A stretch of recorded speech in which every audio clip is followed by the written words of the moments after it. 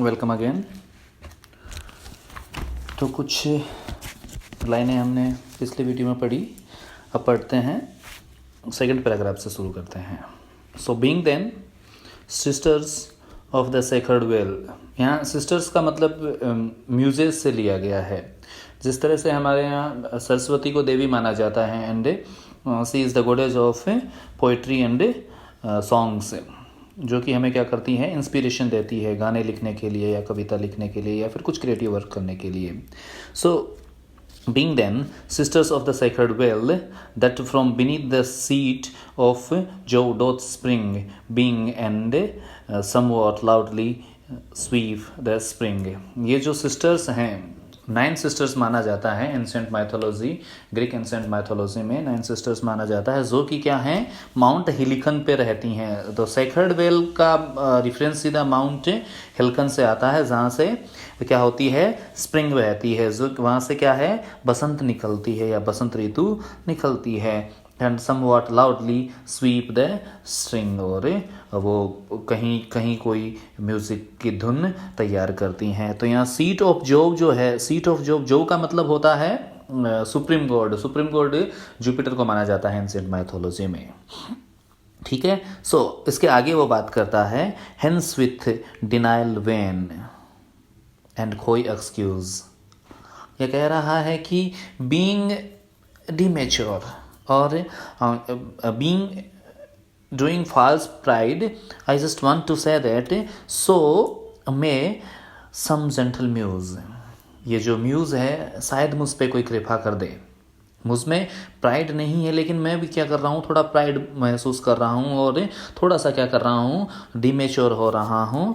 That with lucky words favour my destined earn, कि मैं कुछ शब्द लिखूं किसकी, एडवर्ड किंग की मौत पर, और उसी की तरह है कोई मेरे मर जाने पे, जैसे कि मैं एडवर्ड किंग के मरने पे कोई कविता लिख रहा हूँ, कुछ लकी वर्ड्स लिख रहा हूँ, ऐसे लकी वर्ड्स मुझे भी नसीब हो जाएं। To favour my destined urn, destine का मतलब डेस्टिनी क्या है, मौत। तो हमारी मौत है और मौत ही हमारी डेस्टिनी है। और क्या है, अर्न, अर्न का मतलब यहाँ किससे है, ग्रेव से है। ग्रेव, ग्रेव जो कि क्या करती है, हमारे एसेस को इकट्ठी करती है। उसी तरह से जो अर्न है, ये ग्रेव के लिए क्या किया गया है, मेटाफर का प्रयोग किया गया है कि अर्न जो है वो अपने अंदर क्या करता है, एसेस को समाये हुए रखता है। उसी तरह से जो ग्रेव होती है वो एक इंसान को अंदर समाये हुए रखती है। And as he passes turn, and जब टर्न आएगा उसका, and bid fair peace be to my sable shroud, जो मेरा शेबल श्राउड, शेबल का अर्थ होता है यहाँ डार्क और श्राउड का मतलब होता है कफन।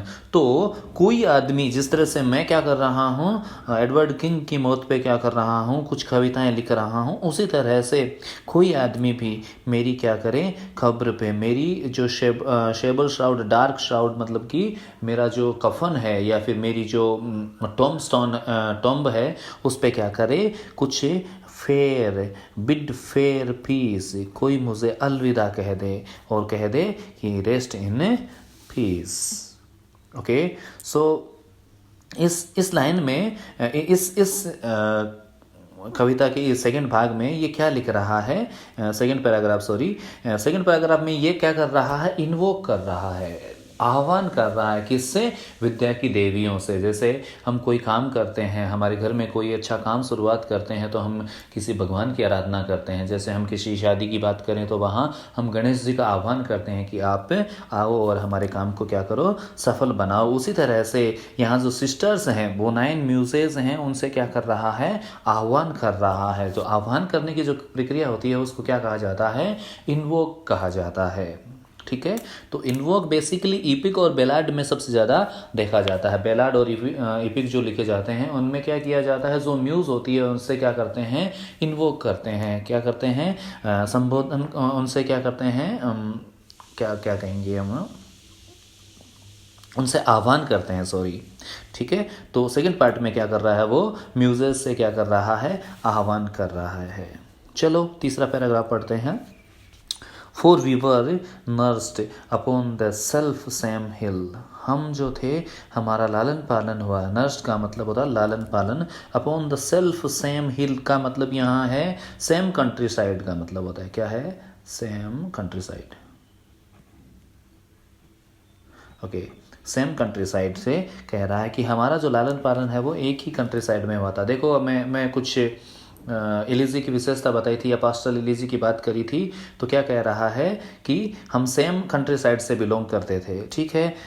फेड द सेम फ्लॉक, हम यहाँ वो गवाले वाली भी बात यहाँ प्रूफ हो रही है कि fed the same flock, flock का मतलब होता है पशु पक्षियों का झुंड। तो इसमें कहना चाहता है कि हम क्या करते थे, पशुओं को साथ में चराते थे, वो गाय या भैंस या फिर भेड़ बकरी जो भी थी, बाय फाउंटेन, किसी फाउंटेन के किनारे, किसी शेड में, और या फिर किसी रिल के किनारे, रिल का मतलब होता है छोटा नाला, उसके किनारे हम क्या करते थे, किसी झरने के किनारे, किसी छांव में या फिर किसी नाले के किनारे हम क्या करते थे, जो फ्लॉक होते थे उसको हम क्या करते थे, चराया करते थे। Together both in the high lawns appeared, बहुत ही जल्दी हम कहाँ पहुँच जाते थे, और लॉन्स में पहुँच जाते थे। Under the opening eyelids of the morn, यहाँ opening eyelids of the morn ये जो है ये किसके लिए प्रयोग किया गया है, ओपनिंग आईलिड का मतलब होता है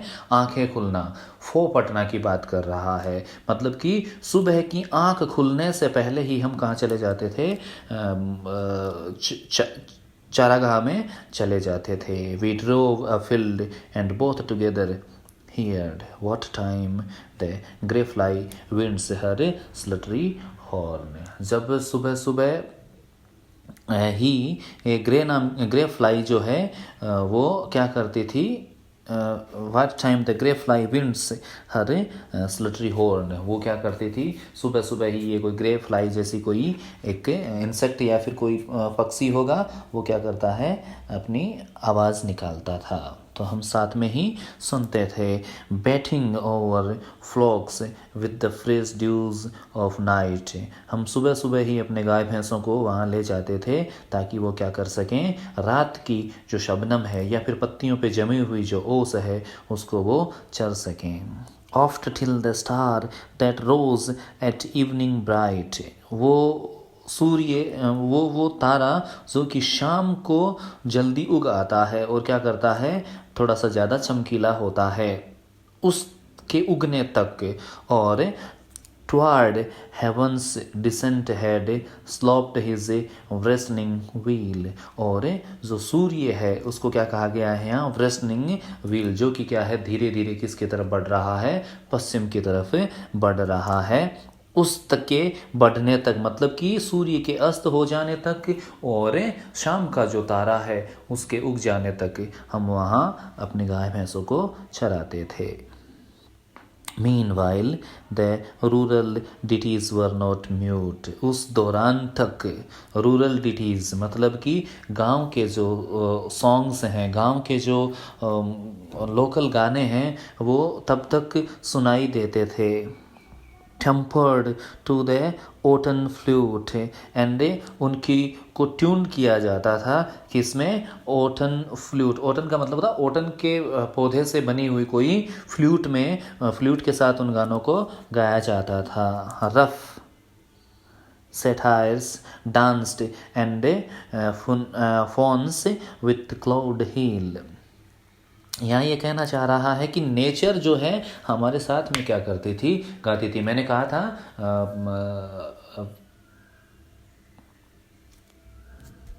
हाँ, मैंने जब हम बात कर रहे थे या फिर हम पास्टल एलिजी की जब बात कर रहे थे तब मैंने कहा था कि नेचर भी क्या करती है, उनके साथ खुशी महसूस करती है, और जब वो मर जाते हैं तो नेचर भी क्या करती है, उनका मोर्न करती है या फिर दुख व्यक्त करती है। तो ये कह रहा है कि रफ सेटायर्स डांस्ड, सेटायर का मतलब यहाँ है नेचर स्पिरिट, प्रकृति की आत्मा का पर्सोनिफिकेशन यहाँ किया गया है कि वो आधी आदमी जैसी होती हैं और उसके पैर घोड़े के खुर जैसे होते हैं। तो प्रकृति का चित्रण इसमें इस तरह से किया गया है कि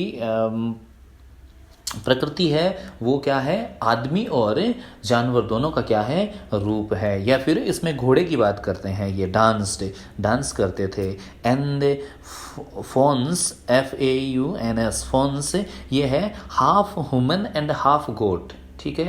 एंशिएंट माइथोलॉजी में इसको फॉन्स कहा गया है, जो कि क्या करता है, क्लोवन का मतलब होता है चीर हुए हील्स, मतलब अपने जो हील्स हैं, हील्स या फिर जो हम कहेंगे उनके जो खुर हैं वो क्या हैं, कटे हुए हैं बीच में से, और इसके साथ वो क्या करते हैं, डांस करते हैं। किस पे, उन गानों पे डांस करते हैं जो कि क्या वहाँ के रस्टिक लोग गाते हैं। तो यहाँ हम बेसिकली बात करें तो जॉन मिल्टन के द्वारा जो लिखी गई कविता, या फिर जॉन मिल्टन के द्वारा जो गाई हुई कविताएं, या फिर किसके द्वारा ये एडवर्ड किंग जो है उसके द्वारा जो कविताएं गाई गई, उन पे क्या करते थे ये सेटायर्स एंड फॉन्स क्या करते थे, डांस करते थे। From the glad sound would not be absent long, और जब तक ये जो हमारा गाना होता था, रस्टिक जो गाना हम गाना गाते थे, वो गाना जब तक ख़त्म नहीं हो जाता, या फिर जो ख़त्म होने के काफ़ी देर तक वो लोग क्या करते थे, डांस करते थे। And all the Damoetas loved to hear our song, और यहाँ डेमेट्स का जिक्र सिडनी की अर्काडिया में भी मिलता है। तो बेसिकली अर्काडिया में जो है वो डिमेट्स को रिप्रेजेंट कर रहा है, शेपर्ड को रिप्रेजेंट कर रहा है। तो कह रहा है कि जो शेपर्ड जो थे, पुराने शेपर्ड्स जो थे, मतलब कि पुरानी कविता में जिनका जिक्र किया गया है, ठीक है, और वो शेपर्ड भी क्या करते थे, हमारा गाने को क्या करते थे, सुनना पसंद करते थे। तो बेसिकली इसमें ये वाली बात कह रहा है कि हम जो पोइट्री लिखते हैं, इन लाइनों में वो बात जो कह रहा है कि हम लोग क्या करते थे, साथ में रहते थे, साथ में कविताएं लिखते थे, साथ में गाय भैंस चराते थे, साथ में ही सुबह जाते थे, साथ में ही आते थे, और हमारे हमारे जो म्यूज़िक था, हमारी जो पोइट्री थी, उसको ये जो नेचर है वो भी उसको क्या करती थी, पसंद करती थी। और कौन पसंद करता था, वो हमारे साथ के जो शेपर्ड्स थे, वो लोग भी क्या करते थे, पसंद करते थे। तो ये अभी हम आगे वाली शुरू करेंगे तो हम 15 मिनट से ज़्यादा एक वीडियो हम बना नहीं सकते, तो इस वीडियो के लिए इतना काफ़ी है। आगे वाला जो स्टेंजा है वो हम आगे वाले वीडियो में पढ़ लेंगे। चलो, धन्यवाद।